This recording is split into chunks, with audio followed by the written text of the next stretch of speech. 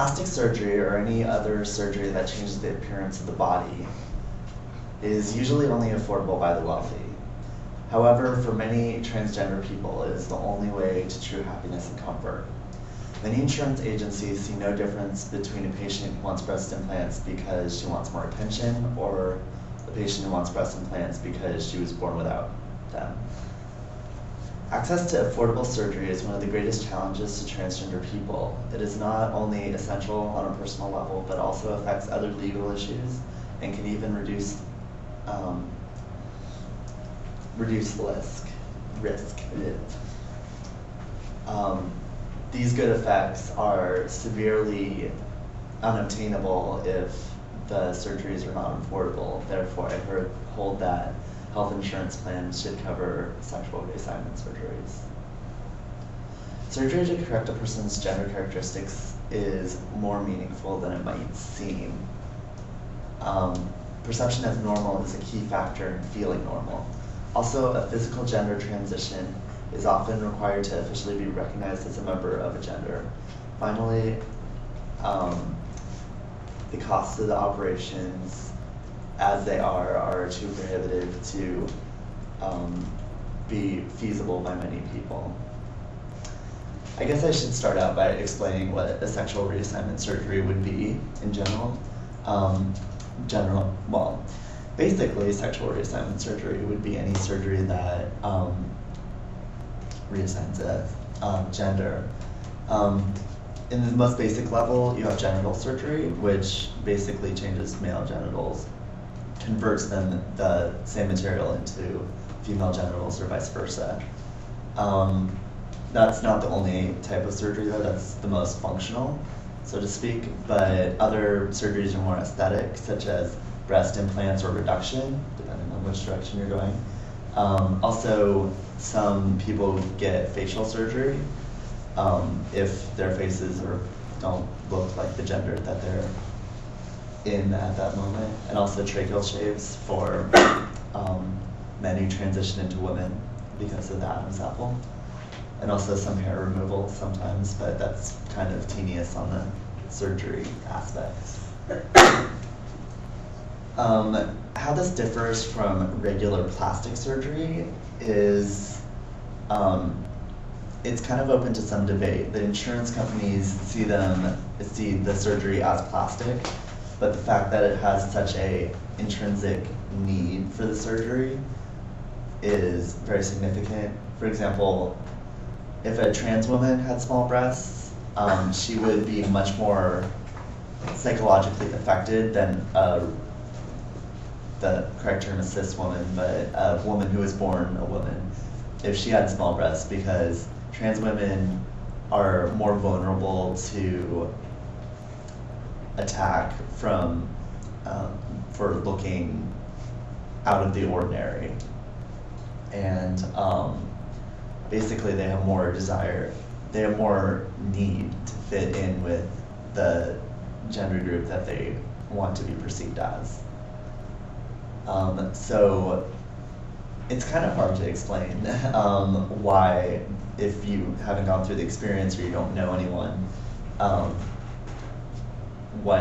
what's essential about getting surgery. But it's realigning your body with who you are in your mind and in your heart, basically. And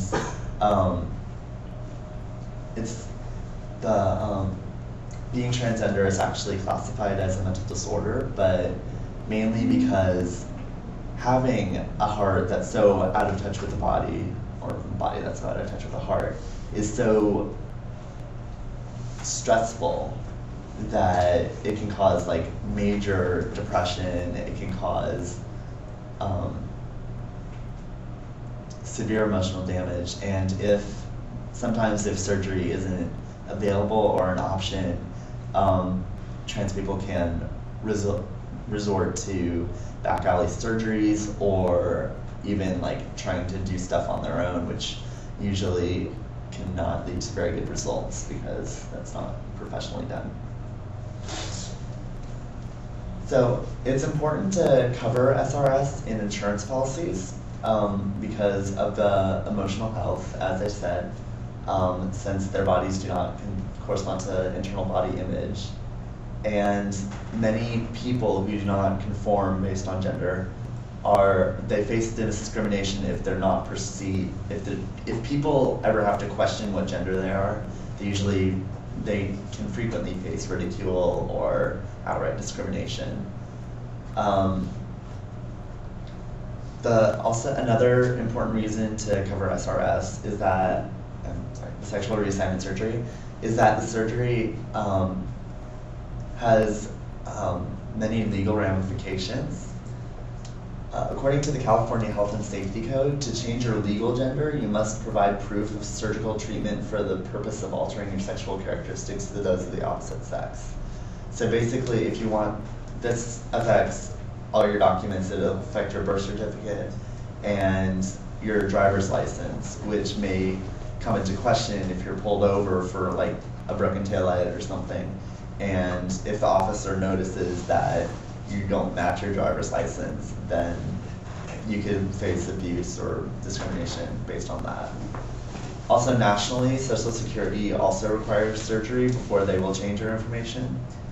That's the main information on that. And this is basically to get any records changed, which can affect like how you're dressed legally, either as a sir or madam or something.